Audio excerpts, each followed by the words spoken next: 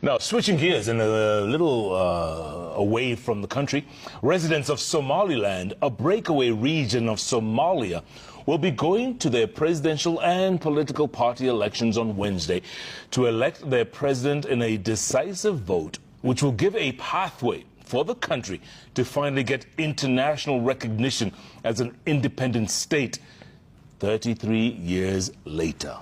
As we will hear now from Emmanuel To, and he is reporting from Hargeisa, Somaliland. The heated campaigns between top candidates closed today as the top contenders, who are President Muse Bihi and opposition leader Dr. Abdul Rahman Mohammed, made their last submissions ahead of the Wednesday vote. It has been touted as a two-horse race, pitting Kulmiye party candidate Muse Bihi against opposition leader Dr. Abdirahman Mohammed's Wadani party. Engineer Faisal Ali Hussein of Wheat party is also on the ballot,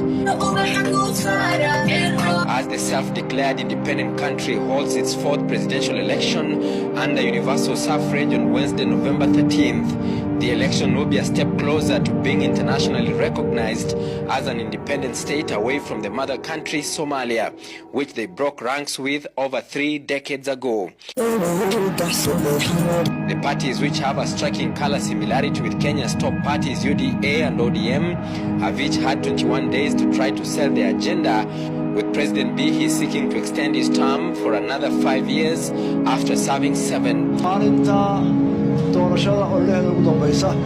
Today is the last day of the campaign. We came here.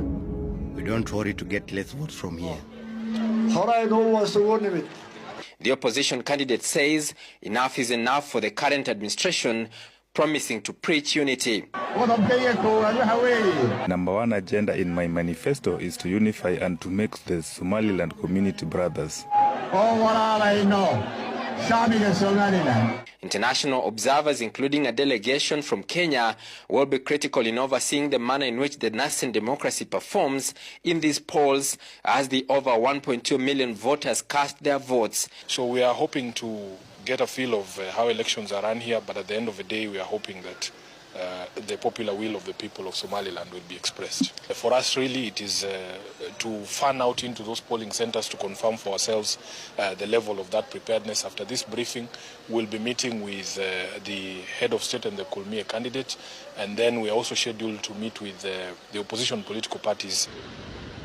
For Somaliland to be fully recognized as a state, it must have, among other things, a permanent population, a defined territory, a government, and the capacity to enter into relations with other states. 33 years after it first declared itself separate from Somalia, Somaliland will be going into a crucial vote on Wednesday, which will be a yardstick and a determinant on how and when they will be declared an independent state recognized by the community of nations.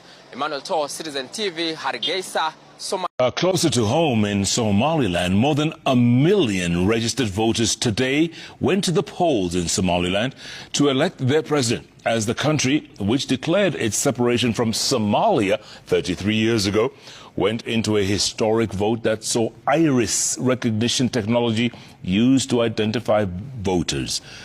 Our very own Emmanuel To is on the ground in Somaliland and brings us the following.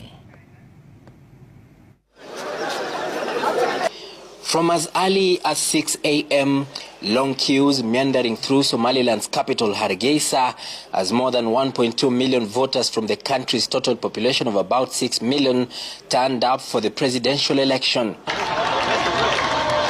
President Muse Bihi, who is flying the ruling party Kulmiye's flag, leading the country to the ballot, first to cast his vote as he seeks to extend his 7-year tenure for another 5 years after elections were delayed for 2 years, calling on the country to remain peaceful regardless of the outcome of the vote. Anyone who makes chaos today, we're recognizing him or her as one of the enemies of Somaliland, who are against the development of this country.